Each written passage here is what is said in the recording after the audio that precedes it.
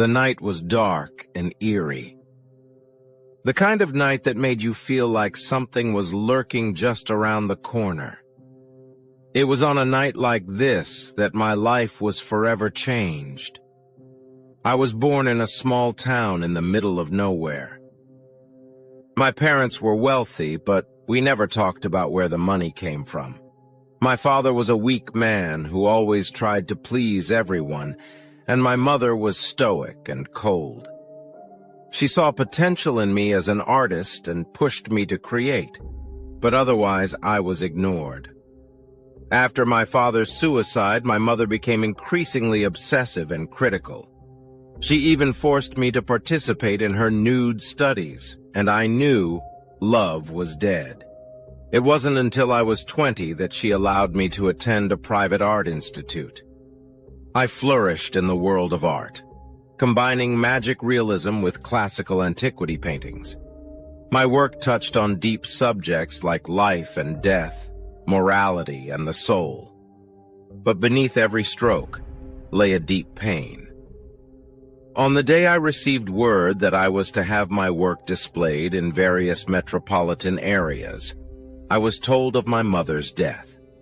I wept even though I knew I should have felt relieved. It wasn't long after that my career took off, and I became a household name. I indulged in drugs and orgies.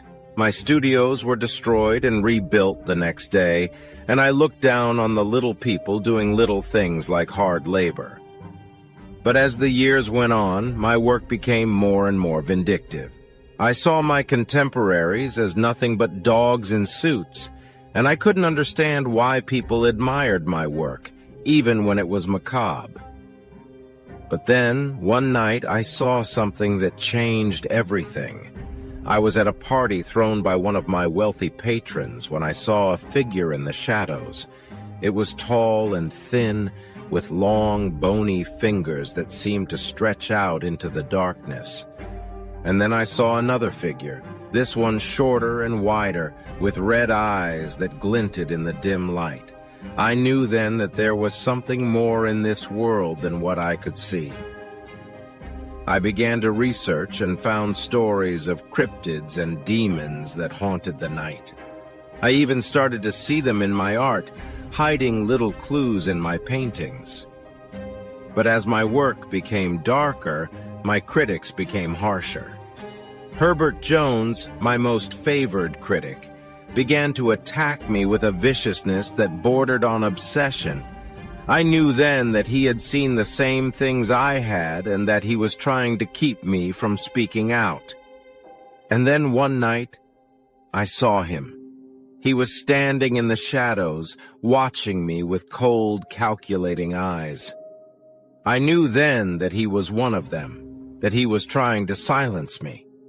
I fled the city and moved to a small town in the middle of nowhere. I thought I could escape the demons, but they followed me. I saw them lurking in the shadows, waiting for me to let down my guard. I knew then that my art was more than just paint on a canvas. It was a warning, a message to those who could see the darkness in the world.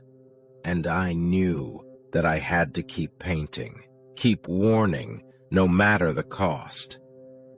As I sit in my studio, surrounded by my paintings, I know that I will never be safe. The demons and cryptids will always be there, lurking just out of sight. But as long as I can keep painting, keep warning, I will never be truly alone. Thanks for watching. Please like and subscribe.